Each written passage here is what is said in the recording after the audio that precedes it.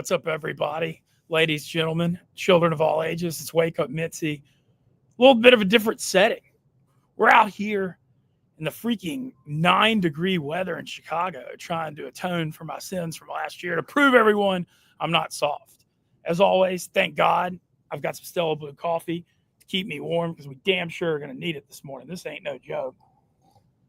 I'm layered up like crazy. Happy to be here. Brought to you by Stella Blue. And as always, we couldn't travel outside or anywhere without our friends at Dude Wipes. Clean up all our messes. Walmart, Amazon, Target, all over the world, the wide web. Bunch of stuff to get into today. A lot of enthusiasm. I guess this cold's got me like feeling heated up. I screwed up though. I don't have gloves on. That was my one mistake. But so far, I think we're going to make it. We're going to do good. I got to prove to all the stoolies that I'm not soft. Joined as always by Tyler Moody, holding the fort down where I think it's probably a little warmer inside in Shreveport, Louisiana. How are you doing this morning, Moody? I'm doing good, bro. I'm not going to lie. I think your computer might already be freezing up there. We tested it beforehand, had no issues. We can still hear your audio fine. Your face is glitching sometimes, but we can hear your audio okay. But it's 9 degrees up there. The only thing I'm concerned about is possibly your computer legitimately freezing before the show is over. So we'll see how long it takes a computer to freeze in 9-degree weather. Well, we're out here trying to prove everyone I'm not soft. And hey, at least we got some hot takes and some stuff to get this going. We got some voicemails. We'll start. I got to say, Moody, I may be in on college basketball now. What a night last night. Yeah, let's talk about your Rebs last night. Dude, last night, Ole Miss, first top 5 road win in the school history. Chris Beard's got Ole Miss 4-0 in the SEC. Won at number 4, Alabama, 74-64. Freaking nuts, Moody. Unbelievable. They're an 11.5-point underdog. And biggest win, that's the biggest win I can remember since the 2013 SEC championship. Ole Miss fans are going crazy. Keith Carter, the AD, you got to give him all the props for getting Beard. But, dude, Alabama averages 91 points a game. I mean, this ain't no joke. They held them to 64, 21 turnovers. Ole Miss has a big guy, Malik Dia from Belmont, that had 23 and 19. Dude, I'm hyped. Holy crap. This is the most hyped I've been about Ole Miss basketball as God knows when. So, super stoked about that. Just, man, everybody going nuts. 4-0, tied for first in the SEC now with Auburn. Holy crap, man. I was, hoping going into the year, this Beard second year, I was just really wanted to make the tournament. And they got ranked top 25. I was like, cool. But I just literally all I cared about was making the tournament. Now, all of a sudden, expectations have changed. It's freaking crazy. So, super pumped. Ole Miss at State Saturday. That'll be fun, too. Auburn kicked the crap out of State last night. So, it was just like a glorious basketball night. Auburn beat them by 20. But all of a sudden, man, I can't even believe it. Hottie Toddy, what a day. Chris Beard, shout out to him, Brian Berg, the assistants and all the players and the Grove Collective for getting everyone, all of a sudden, some serious college basketball hype here. How far away do you think Ole Miss is from being one of the elite basketball schools in the SEC? Because with Beard there is a chance for this to actually happen. Yeah, look, I mean, like I said, I'm dealing with the raised expectations and just enjoying the moment. But, I was hoping 8-10 or 9-9 in SEC just to make the tournament. And now all of a sudden they're 4-0. So, I mean, I don't know what to think. I still want to temper it a little bit. I don't want to sit here and say they're going to go 14-3 in this SEC with how tough it is, but, or 14-4. But, now all of a sudden I'm thinking 10 to 12 wins is possible. And you could possibly be a top 4 or 5 seed in the NCAA tournament, which is crazy. What is happening? So super excited about that. Ole Miss Twitter going nuts last night. I'm freezing my ass off. I got this though. Moody, I screwed up. I didn't wear gloves. I did everything right. I got my NOLA beanie. I got my jacket. I got 2 layers below my jacket. I got sweatpants under my jeans. So I'm good in every way, but I didn't wear gloves. And that was a mistake. Don't you feel like that's kind of fitting, though, for you to forget one thing, to be prepared as much as you can, but there be just one thing missing? Yeah, it is fitting. But I mean, hey, we're out here. We're doing it. We're making it. Shout out, you for producing it, holding it together. We're adding that voicemail element to the show. We've got a few today, but we want to keep cranking them up. We're going to respond to them. 872-222-8541, I believe is the number. Is that correct? Yeah, yep. It's right in front of me. Of course, that's the number. But we're going to add that, play that. Moody's going to screen them. So y'all can't say anything too bad because we're not live, but we need to not get canceled again. Well, here we got one of them for you, and this one's actually coming in. Let's make sure it's not too Mintzy, what do we think about cranes Carson in the Beck going to background? Miami? This outdoor thing's kind of fun. Could you hear that, Mintz? For a second. Mintzy, what do we think about Carson Beck going to Miami? Hotty toddy. All right, Carson Beck hit the transfer portal last week. Got $4.1 million. Did you hear that? Yeah, that's insane. Now it's crazy money. Well, I can't blame him. He's following that Cavender twin that he's dating to Miami. I mean, you get to make $4 million to be the starting quarterback, live in Miami with a famous girlfriend. I mean, you can't fault Carson Beck, getting out of Georgia after last year after he got hurt. So I don't blame him. My expectations on him still aren't great. I don't think he's near as good as Cam Ward. I don't see that being, I think he'll be like pretty good, but he's not really that mobile. I think he'll be like, I don't know if he'll live up to the $4 million. I'm not the biggest Carson Beck guy. I know it wasn't all his fault at Georgia this year because they had a receiver. They led the nation in drops and didn't have any receivers that could separate and all that kind of stuff. But he turns the ball over. He's not mobile. So we'll see. But $4.1 million seems like a lot to me. But I think that's just going to be the standard for players in in college football now. Oh, I just think that's going to be the look who has showed up and wearing. I just came to work. What are you all bundled up for? It's not that bad out here. You're crazy. You're crazy. This is come on. Well, you're a Marine and I'm a soft Southern individual. I've got like jeans, sweatpants. I've got my coat. I've got 2 layers under it. But I didn't wear gloves. I rode my skateboard here with just this t-shirt on. So that's pretty, I'll say it, pussy. She's an American badass and I'm soft. But she's great. This is just nothing to you, huh? Nothing. I've been outside for like 2 hours already like this. I couldn't believe. Just wanted to make sure you were okay. Just wanted to check in and make sure you're all right. Well, that's very nice of you. It's weird to see you outside because I know other times you've not wanted to be out here. Well, I'm trying to reasons. I'm trying to redeem my name and show the stories I'm not soft. And all right. I'm trying to, and everybody loves to come back. If I was you, I'd go tarps off to really. If you wanted to really show it, I'd be sitting out here with my hat, tarps off. Tarps off. Tarps off. Tarps off. Tarps off. I can take some stuff off. Hey. Getting him to strip. Can take some stuff off. Come on, let's do it. Okay, let's do it together. All right. Nobody wants to see what I got going on. It's brutal. I don't think they want to see what I got going on either. Tarps off. Tarps off. He's doing it. He's doing it. Oh my gosh. All right, we'll see how long I can last. Okay. All right. See you later, idiot. All right. That was not smart. I'm gonna have to get clothes back on immediately.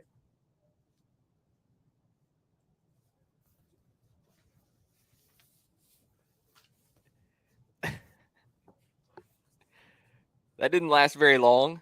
No.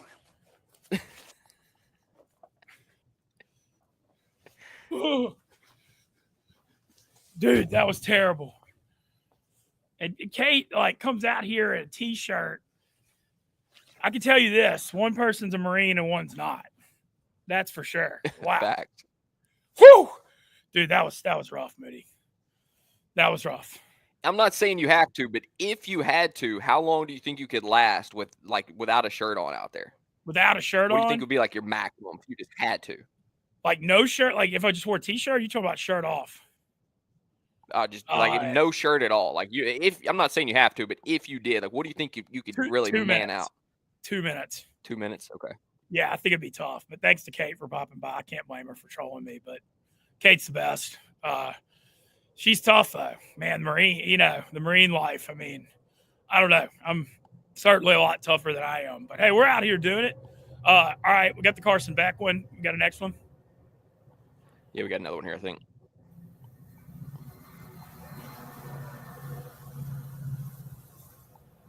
Man, I just want to say, Saints hire Mike McCarthy. I'm fucking done. I'm done, man. Out. Well, quick take there. So Mike McCarthy, this is a great lead-in point because Moody used to be a Cowboys fan. Jerry Jones letting go of Mike McCarthy, well, which is interesting. And we'll touch on the McCarthy Saints thing, and then we'll get into the Cowboys part of it. I think right now, when you look at the Saints job, Aaron Glenn and Mike McCarthy are the two front runners. Glenn, obviously former secondary coach from 16 to 20 and played for the Saints, knows the culture. His stock on the rise after Detroit 15-2 season. Defense was really good until everybody got hurt, kind of fell off late in the year, but he certainly redeemed himself against the Vikings. The McCarthy thing's interesting on the Saints front, Moody. Like most Saints fans, like I'd say 80% don't want it. I'm a little more for it than most because I just look at him having such a professional career. And I know he had Aaron Rodgers in Green Bay, but he won a Super Bowl. I look at the last few years in Dallas. I mean, I know they had a good roster, but he went 12-5 3 years in a row. Even this year when everything went to shit, they fought hard down the stretch.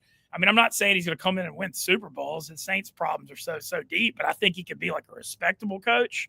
But the one thing I wonder is the personnel thing.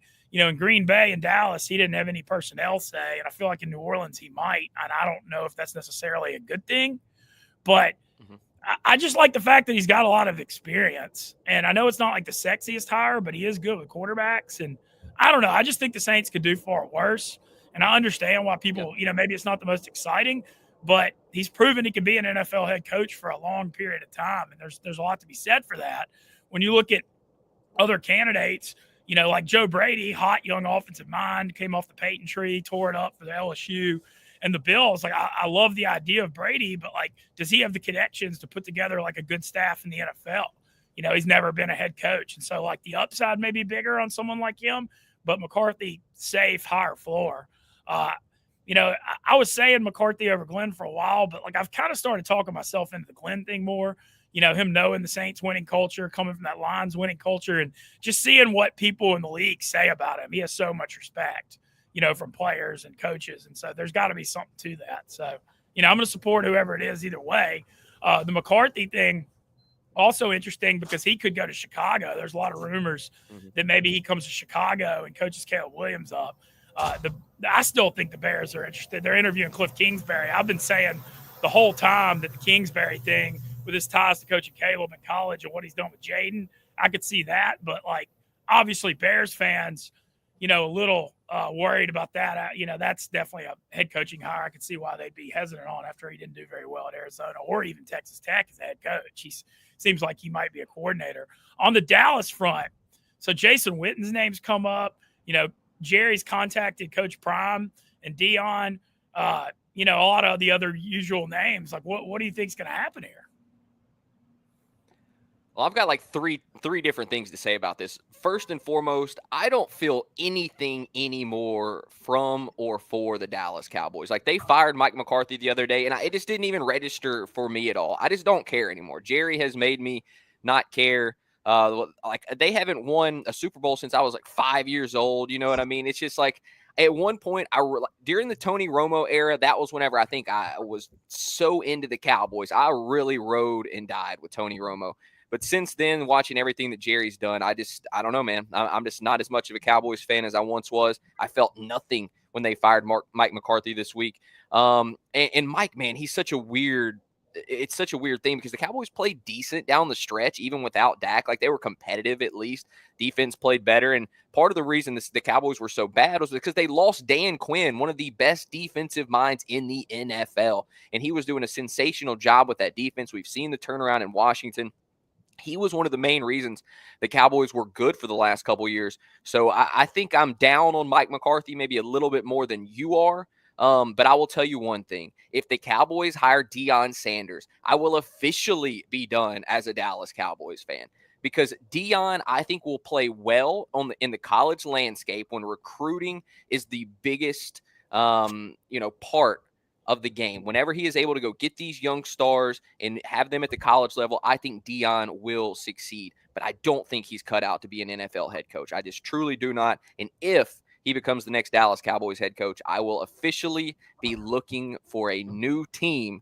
And the Saints could possibly be it. I do cheer for the Saints a little bit, but I'm probably done. Well, with the Cowboys, if you're done with the Cowboys, I'm telling you, I don't see how you'd want to jump on the Saints thing.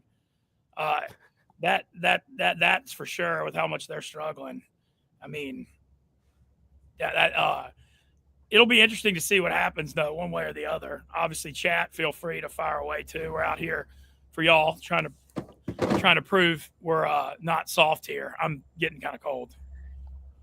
Chat's telling me that I look like Tony Romo, and I will tell you that is the one person that I get told I look like the most out of anyone is Tony Romo. I've heard it a lot. Yeah, well, I think I've seen. I can see that. I can see worse people to be compared to. Man, my hands are. Whew, this is rough. But are they getting a little red? Yeah, look at a little bit. But we're out here doing it. Thanks to Kate for coming out. Some other NFL stuff to unpack real quick from the weekend. All right, if you're the Vikings, what do you do with Sam Darnold after the last 2 games in the season? 2 weeks ago, I thought that they should have franchise tagged him. I think giving him long-term money is absolutely crazy. But before 2 weeks ago, I thought that the franchise tag would be the perfect way to go with Sam Darnold. Bring him back for a year. If you have the same success that you had this year, you'd feel pretty good about paying him that money. But what we saw these last 2 weeks makes you genuinely concerned about him being your guy going forward, because the rest of that Minnesota roster is pretty good. I think Minnesota overachieved massively this year. That's one thing that I think a lot of people are missing here. And one of the reasons that they overachieved was because of Sam Darnold's play. So, yes, he regressed to the mean during the last 2 games. But so did the rest of the team as well. That offensive line played awful. The defense was not very good down the stretch. This is not just a Sam Darnold problem that the Vikings had, right? The whole team kind of fell back. And so I do think he deserves part of the blame, but I'm not willing to put all of the blame on him. That offensive line definitely deserves some too. No, I agree with that. I just think when you look back at it, they were 14-2, and Darnold was 5th or 6th to win the MVP going into the Sunday night game against Detroit. They scored 18 total points against the Lions and Rams, and now their season's just over. I can't even imagine what that feels like as a fan off the season. We were just waiting all year on them to regress back to the mean, and they never did until the last 2 weeks. But when I look at the situation, Kevin O'Connell, I think, is an amazing quarterback coach. He did well with Cousins, did well with Darnold. When you got J.J. McCarthy on a 4-year rookie contract at $5.5 million per year, I just feel like you got to give O'Connell the benefit of the doubt to coach him up. And then if you give Darnold the franchise tag, you're talking about $40 million. You could spend that money elsewhere, build up the roster, build around McCarthy. If you spend an 11th overall pick, you think he's the guy. And I just think it's a cold, the NFL stands for not for long, but I think that's what I would do. I think that you can use that money elsewhere, upgrade the roster. And, you got to have faith. O'Connell chose McCarthy, thought he was the guy. He won a national title at Michigan. He's mobile. He's proven he's a winner. I think I'm rolling with him, even with the year Darnold have. Well, the thing is, they may not have to franchise tag Darnold now. He may be willing to return on a 1-year, $20 million deal now, because he hurt his money a lot in those last 2 games. So there's a chance that in a way for Minnesota, that could be a good thing as far as the contract is concerned. But the other side of this is they did not get a chance to really evaluate McCarthy at all because of the injury. I mean, he got injured pretty much right out of the gate in the preseason. So they never truly got a chance to evaluate him. So I think there's probably still a lot of question marks there for Minnesota. Yeah, I agree. And then looking back on the other divisional playoff stuff, Rams, so impressive. I mean, you got to, I know you're a huge Matthew Stafford truther.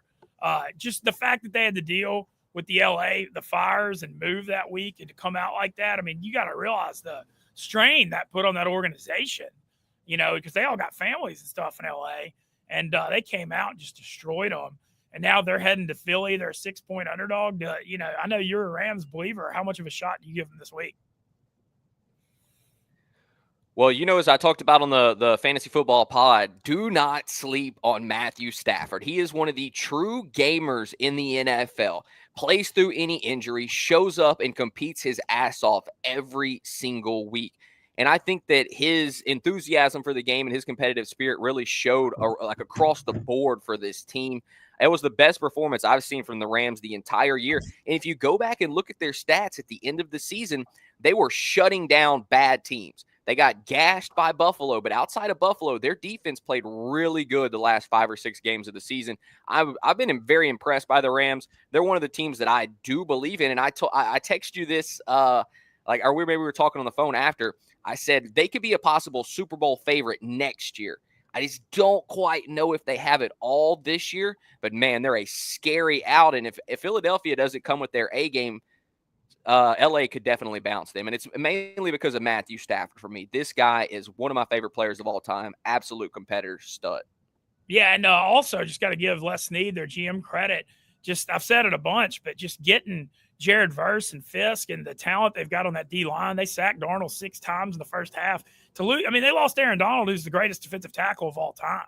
And to be able to, you know, you're never going to totally replace somebody that's that good, but like, I don't see how without any salary cap money you could have done better than what they did in the draft. And the way their pass rush has come on, I mean, I definitely wish I'd taken them 100-1 earlier in the year when they were struggling. I mean, they started 1-4, went 9-2, and they're next to 11, and now all of a sudden, you know, they got a shot. The Philly thing, you know, Hurts didn't throw the ball very well, but you mentioned a lot all year that Green Bay has a good defense. So I feel like Hurts will probably play a little better. You know, I'm not trying to like write him off the bad game throwing. Like, that was just an ugly game. And playoff games are like that, you know. Also, I want to mention while we're on it, you took the Rams for the king of the end zone. That DraftKings promotion, amazing. Giving out $2 million. If you took the Rams defense special teams, you got $366 in free bets. I'm so pissed, Moody, because I thought about taking the Rams and I took Tutu Atwell hoping for a bomb instead. But we literally talked about it and I didn't. But Stephen Shea did have them, so I know he's happy. Yeah, Mintz texted me. We were actually texting back and forth. He was reminding me to do the king of the end zone. And he said you should probably take the Rams defense because there's a chance that Darnold could throw a pick 6 in this game. Ultimately, he fumbles away a 6 ball. And I did not take the defense, though, so I didn't make any money off of it. I took Tyler Higbee. That was mean. Brandon Walker just took my beanie off. That's going to make this a little – it's going to make the rest of the show a little tougher. Brandon rocking a T-shirt. Gosh, but – wow, that was a tough thing. That was a tough thing to lose during the show there. He's coming back, but I don't know. He might be about to rip your coat off of you. Oh, he threw it back. Thank you, Brandon. That was nice. That was nice of him. All right. I want to talk about the Baltimore Buffalo. Moody, can you believe Baltimore's Bills are home underdog in a playoff game for the first time since 1970? This thing opened at Buffalo by like 1 or 1.5. Now Baltimore, a 1.5 point favorite in Buffalo. I kind of said going to the playoffs, I like how Baltimore matched up with them. But now that they're a favorite, I don't know if I can take them laying points on the road in Buffalo. Yeah, look, I think this is the toughest game of the entire weekend to read. I think both teams have been so good that Baltimore is the more complete team. And the big hole in this whole thing is the Buffalo run defense. That is what has to scare you the most. They're good against the pass, but their run defense is very porous, I should say, instead. And I think that, like, I don't know, man. That's what worries me. I think I lean Baltimore in this game, but I think it's going to be a hell of a game. The one concern that I have is definitely that Buffalo run defense. Yeah, that's my thoughts too. But I feel like there's like a point where, like, you look at the year Buffalo had, I can't believe, you know, I think they're undefeated at home too. So I'm not sure I can take Baltimore anymore in that game now that they're a favorite. But that's going to be that's the best game of the weekend, the late Sunday afternoon game. Other matchups, look, we got to talk about Jaden Daniels. I mean, best rookie season as a quarterback in the history of the league. I really believe that. I mean, you're talking about a team that was 4-13 last year, and now would they go 12-5 or something like that? And then the way he won at Tampa, there's so many things about him that are impressive. But to me, like, a lot of times when you look at rookies, the speed of the game looks slow to him. He's able to get to his third, fourth read, run. I feel like he just processes info so quickly. And, you know, he's got him there. Terry McLaurin's an elite receiver. I'm not hating on him. But, you know, you got De'Ami Brown, 5 for 89 and a touchdown, hadn't done anything his whole 4 years till the last 3 or 4 weeks. You got Zacchaeus, you know, Zach Ertz is in his mid-30s. They're out there balling.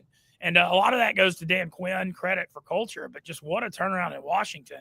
Having said that, do they have a prayer in hell at Detroit? I kind of think they don't. Jaden Daniels will have to put together the greatest playoff performance of all time if they want to win this game.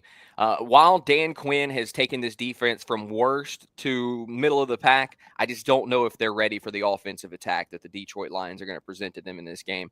I think it's going to be competitive, but man, Jaden's going to have to turn it up to level 11 if they want to win this game. I'm not saying he's not capable. We've seen the Detroit defense really struggle down the stretch, so there is some opportunity there for Jaden to have a big game. But, man, it's just I don't see Detroit slipping up in this spot. I really don't. But Dan Quinn has been sensational since he's taken over. You got to give him a lot of credit. This is one of the worst defenses in the NFL, and they've been pretty good across the board. He's going to have to put together a masterful game plan, though, and Jaden's going to have to play out of his mind. It is possible, but I do think it's unlikely. Yeah. Do you give Washington a better chance to win or Houston at KC? The lines are both I think the lines are both 8.5. Who do you think has a better shot? I think I give Washington a better chance because I think everybody kind of forgot, Kansas City was winning these one-score games. Everybody was trying to hate on them. They still finished 15-2. They still got Patrick Mahomes and Andy Reid. And by the way, they've got their weapons back now. Hollywood Brown's healthy. Xavier Worthy was coming into his own at the end of the year. Pacheco's now healthy. Their defense only lost like one key piece, and they've still got McDuffie on the outside. They're going to be elite defensively. I just don't know who's going to beat Kansas City. They're going to have to prove it to me that they can go beat KC, because until I see it, I'm truly not going to believe it. I'm a Patrick Mahomes believer. I'm an Andy Reid believer, and man, you're going to have to go beat them in order to get them out of there.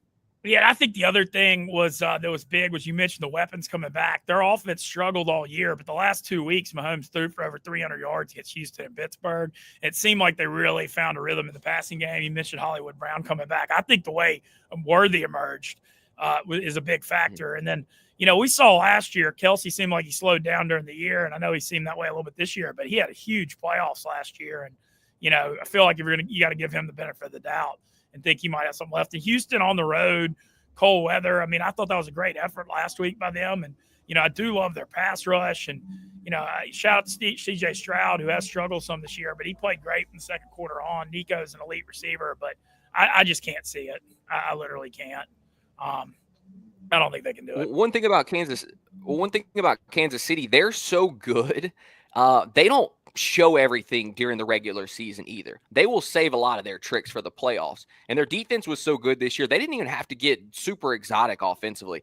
I think Andy Reid will have some things dialed up in the playoffs whenever they need them that will bail Kansas City out if it gets to that point. So I'm pretty confident on Kansas City going into the playoffs. And I mean, they've got all the key pieces there. Everything that they need to win Super Bowl is in place. I think the team that has the best chance of dethroning them is Baltimore. But I mean, the Ravens are going to have to play a perfect game, and it'll have to be a vintage Lamar performance. Yeah, the Ravens, like we said, I mean, who knows what's going to happen to this Ravens-Buffalo? This thing's a street fight.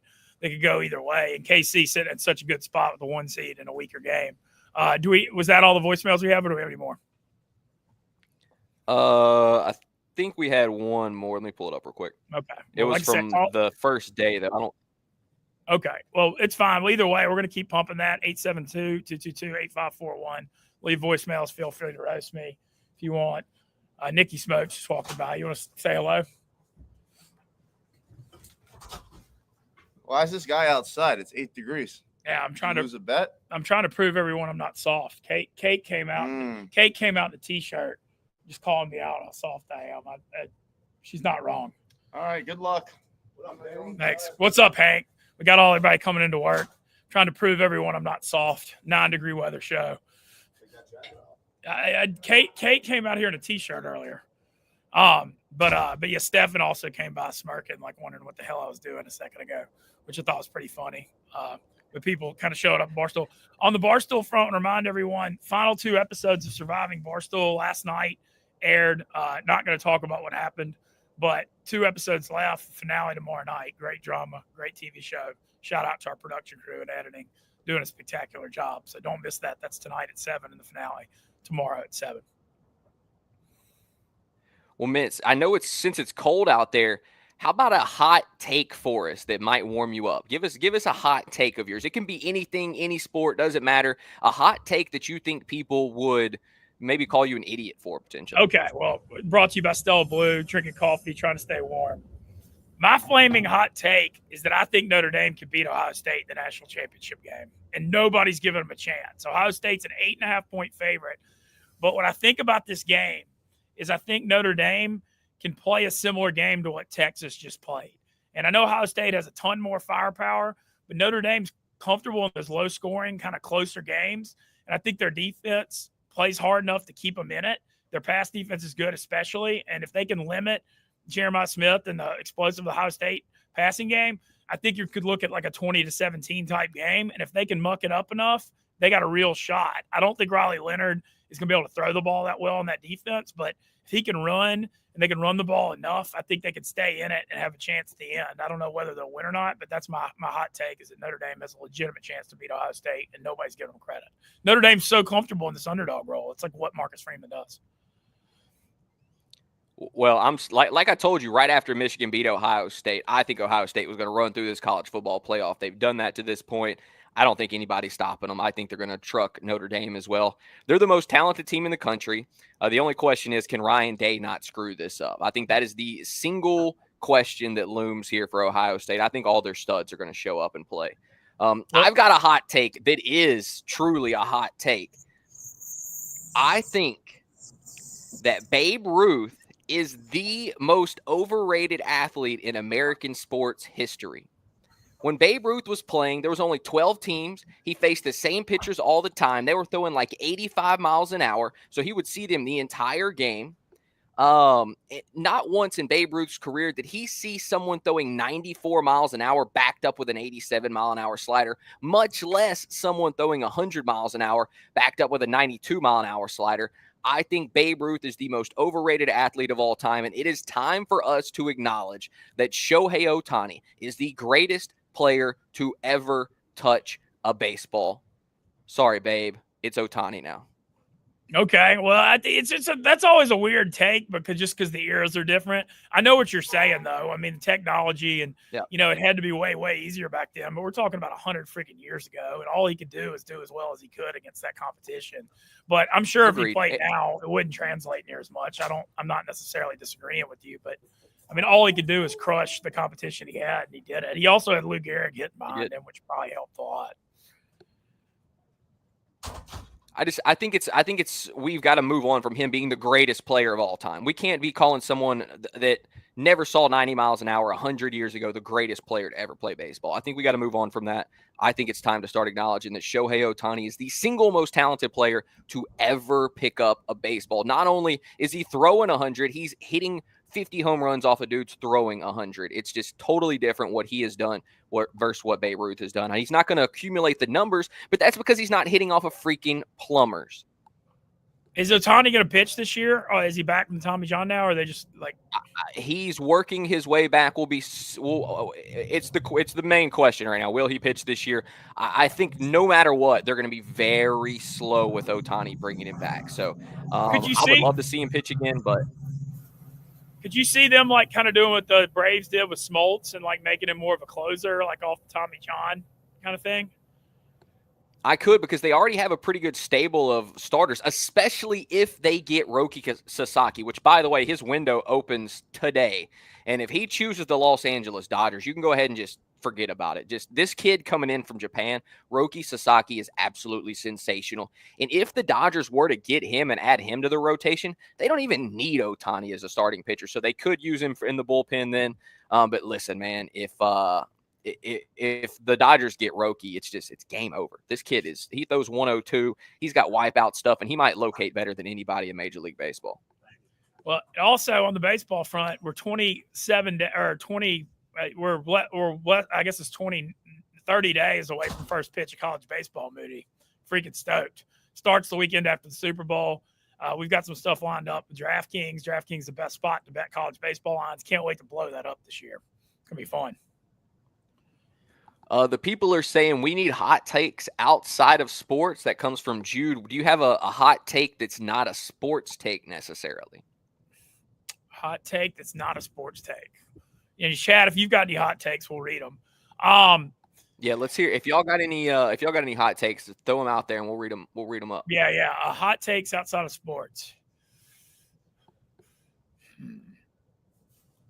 outside sports. Who do I think is?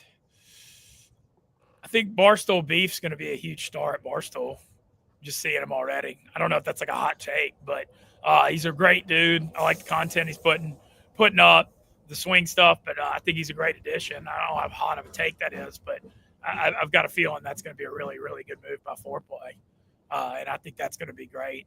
I also think hot take Frank's down to like 320. I think he may be able to get to like 280 by the end of the year, which would be awesome. Because he's just so wired with Jinx is telling you, Jinx is on my ass right now too, man. Jinx is the man when it comes to fitness stuff. And it's going hot take. It's going well for me so far too. But, we're 12, 13 days in, so we can't celebrate anything yet. But down like 8 pounds already this year. The never-ending Mint cycle of turning it on, turning it off, right? It's the road. Well, I will say this. What's up, Titus? Mark Titus rolling in. You doing Wake Up Mintzy? Yeah, we're doing a cold Wake Up Mintzy, 9-degree weather. Titus built different Mintzy. Yeah. We're it's like the roller coaster cycle. But Moody, I feel like it's trending back up again finally, because we crashed so hard in December at the end of the year and everybody saw it. But vibes have been good this last week or two, and I kind of feel like things are starting to go better again. I like it. All right, we'll see. We got a couple of them here. Zen Man says NOLA food better than New York and Chicago food. That's not a hot take. That is absolutely true. There is no chance that anywhere in the country has better food than New Orleans. Well, okay, so my take on that, I think New Orleans has better local food than anybody. When you look at like the gumbo, jambalaya, crawfish, barbecue shrimp, po' boys, fried seafood, and then there's also a great Vietnamese influence down there. I think the NOLA local food's better, but what you have up here in Chicago is a variety. Like Chicago's got way more variety. The local stuff in Chicago, I'm not as big on, like the Italian beefs and hot dogs and like deep dish pizza. I'm whatever, all that. But man, the restaurant variety here is crazy. I mean, I've eaten I went to Abba, this awesome Mediterranean place last Monday, just like blew me away. I went to Duck Duck Goat Saturday, freaking incredible. Whether it's sushi, Thai, we got everything here. A lot of really good Greek food where I'm at too. I live in Greektown, and I don't know. So I know what you're saying, that NOLA has better local food, but man, I got to give Chicago a lot of credit just because the variety's better. I've got a hot take when it comes to food. I do not think that peanut butter and jelly go together on bread. I think that is the worst sandwich that there is peanut butter and jelly. It gets stuck to the roof of my mouth. I don't think it goes together. Peanut butter and jelly, worst sandwich there is. I think my hot take would be I hate mayonnaise. And so mayonnaise on it, which is weird because it's made out of eggs and oil, which I like both of them. But I just can't stand mayo. Like the flavored aiolis, I guess I can kind of eat. But the mayo thing, and then I don't like eating mushrooms either. Those are kind of two favorite. What's up, Quigs? Those are kind of let's see. We got a couple more here. One of them, Ben Affleck is the greatest actor of all time. I'm not going to argue that. It's fun. I mean, he's really, really good. I'm not like the biggest movie buff, so I don't know really how to compare that. But, he's super, super good. I will say Matt Damon's talking about a Rounders 2 25 years later. Now that I can get down with. He was talking about how much the poker world's changed and everything's changed the last 25 years. I'd love to see what happens to that. Thinking about going to see the Bob Dylan movie. I've been hearing good reviews. The M4 says, Mintz, very happy to see you filming in a random location. That's what made your show fantastic at the beginning, was your randomness, cooking and doing random shit while talking sports. And I think we're going to try and do more of that, right? Just bring back randomness dude, we're out to here. it. Yeah, I like the voicemail thing. Yeah, and Moody, we've got a fun trip lined up in a couple of months of DraftKings too. So I'm excited about that. We're going back to your homeland, it looks like. Yeah, and I think one of the best things we can do is just give the show to the guys, right, to the chat, whatever y'all want to do, the Stoolies. If y'all want to see something from Mintz, let us know. We'll get it planned out. I think the best thing that we can do right now is just is to give you guys what y'all want. What's up, Jerry? How are you? 9-degree Wake Up Mintzy. Trying to redeem myself. Jersey Jerry just popping in. It's funny. All these little cameos are great today too. This is kind of a funny element to the show. But yeah, chat, keep the ideas going. Look. Hope everyone, today I'm proving that I'm not as big of a bitch as people say I am. I'm trying to. I'm freezing that, Moody. We're running out of steam here. Yeah, how your fingers doing over there?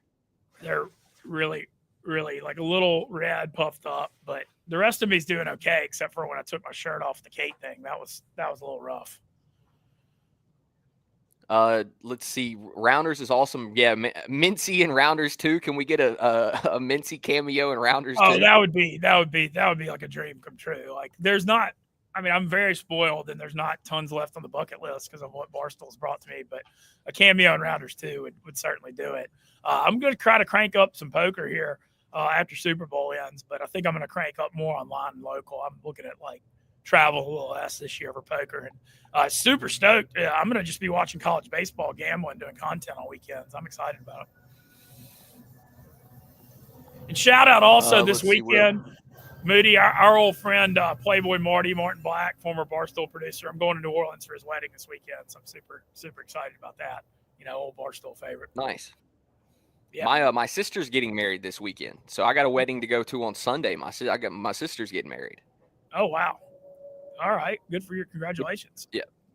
There you go. Which is good. I don't have to. Her husband is a good dude. Kind of a little bit of a nerd, but I like that honestly. In my, being my sister's husband, I'm cool with that.